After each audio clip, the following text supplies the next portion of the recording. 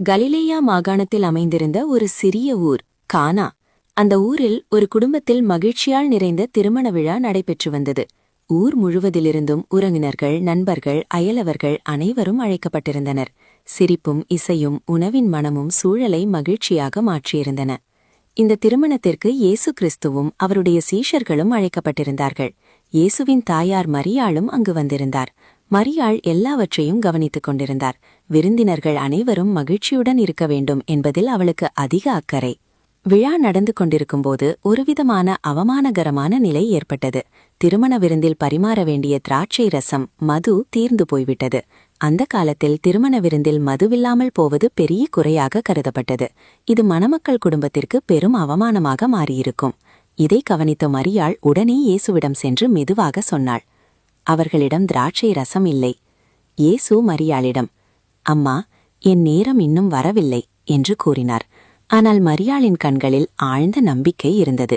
அவள் பணியாளர்களிடம் திரும்பி, அவர் உங்களிடம் சொல்வதை அப்படியே செய்யுங்கள் என்று கூறினாள்.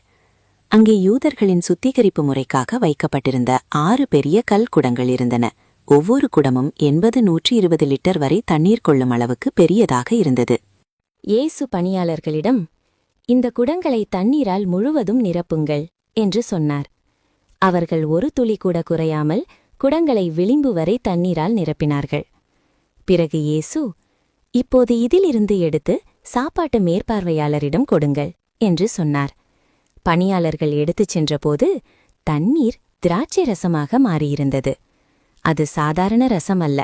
அது மிகச்சிறந்த தரமான, சுவையிலும் மனத்திலும் சிறப்பான திராட்சை ரசமாக இருந்தது. விருந்தின் மேற்பார்வையாளர் அதை சுவைத்து பார்த்தார்.